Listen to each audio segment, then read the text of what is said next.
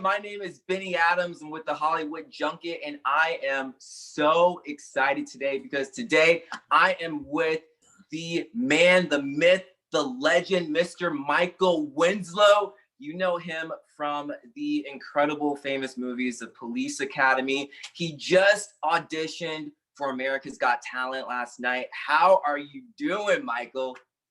Well, as soon as I can get my stomach put back together and put some more layers back up, put some more layers back on the lining, I think I'll be doing just fine. But I'm doing great, man.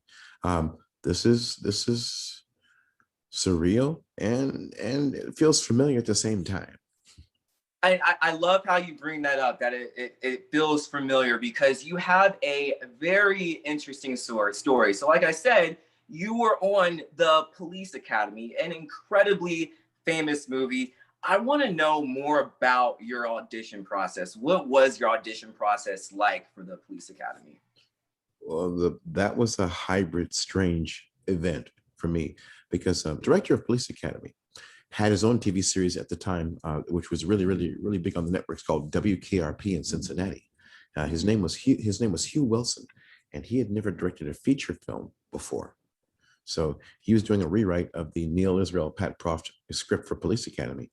And one day they were taking a break and they turned on the television and they saw me in this really weird scene from Cheech and Chong's next movie, which was called Cheech and Chong's Next Movie. What can I say? What can I say? You know, and I was working with those two and working with no script at all. So the whole scene was in the whole yeah. It's like that. Tommy Chong basically improv all the scenes.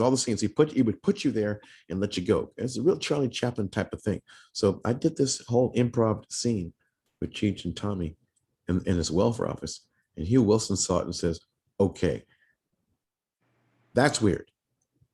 We need something. We need a break in the action for the movie. We need a distraction, you know, in our movie scenes, you know, for in our transitions. So we need what you call a wild card person." So he said, "Let's go see this guy live." So they came to see me live. I was opening for Count Basie and his orchestra at the time.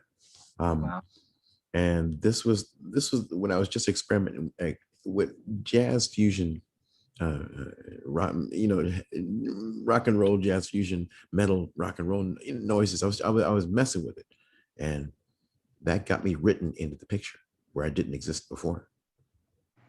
That is insane. That's so cool. And so, like, you did this audition process, you got the part.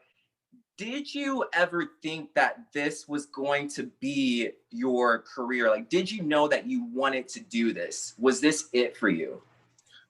I figured this was it, but you never know how things are going to turn, because this movie, Police Academy, was the last movie of a production pack with a producer called the Lad Company.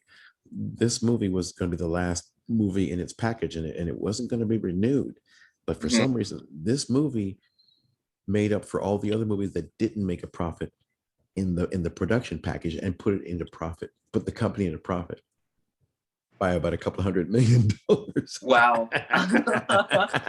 It made up for all the other movies that didn't make it. How's that for, like they always say, it only takes one hit. Very true. Very, very true, man. And I loved how you talked about in your audition that you played practical jokes. You mentioned the airplane.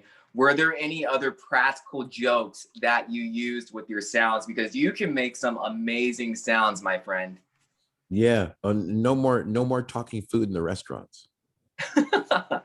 Yeah. Talking foods, like how so? Oh, it's just bad. You know, where well I can tell you what I did do. I was on British television, and I was working with a young chef, and he was cooking fish.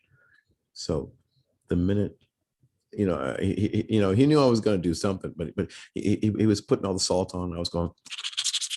He said, "Okay, all right. Okay, then it's quite cheeky, isn't it? Okay, all right, it's good. So let's just put it on the grill, And the minute he goes, I go, oh, bloody hell. That would have freaked me out, but I would have loved it. I mean, the folks in the folks in control room were going, "Whoa, oh, that's brilliant! That's brilliant, brilliant! It's quite cheeky." So he's never had fish. Never had a fish screen before on a grill. But this is British television. We're cooking in the morning, so he wasn't ready for it. I'm sure they weren't ready for it. And, you know, speaking of your sounds, you've made so many sounds, so many crazy, interesting, awesome sounds. Now that there's more technology, you know, we're in 2021, now that there's more technology, does that give you more room to work with more sounds? It does, but at the same time, I also have to study the tech as well. See, technology finally caught up to me, so now I have to catch up to it again. So we were playing leapfrog. So we're playing leapfrog with technology. So I am relearning the tech. You know, right now I'm wrestling with sampling equipment, and I did before. You know, back when Stevie Wonder was using Fairlights. You know, using Fairlight keyboards. I was messing with that stuff. You know, back in the day, and then Korg and Kurzweil and Akai, especially the Akai stuff, and Roland. Oh man, I definitely the Roland sampling stuff and the looping systems, and I never used them before. I never used looping stations until just recently. I figured, okay, let me take a look at it, and it's turned out to be quite. I can mess with the parameters, so I've come all the way from Mr. Scott on Star Trek all the way to, you know, to Jedi level stuff. But, you know, yes, there's lots of Geordie LaForge in there, but hey, man, it's his Jedi Trekkie stuff. Mm-hmm. Right. It really is the tech now, but you can't forget your analog stuff. And for those of you folks out there, or those of you guys out there that are doing your phones and making videos with your phones and building things with your phones, remember, your audio will make or break you. It will kill you or give you life if you mess up your audio. So you can't just use this. You're gonna have to use the USB mics. All you young movie makers out there, male, female, young ladies, young men, folks out there, they're trying to do stuff. You're going to have to get a plug-in USB mic. They start at $20. You can go to your Best Buy. You can go to your Walmarts. You can go to your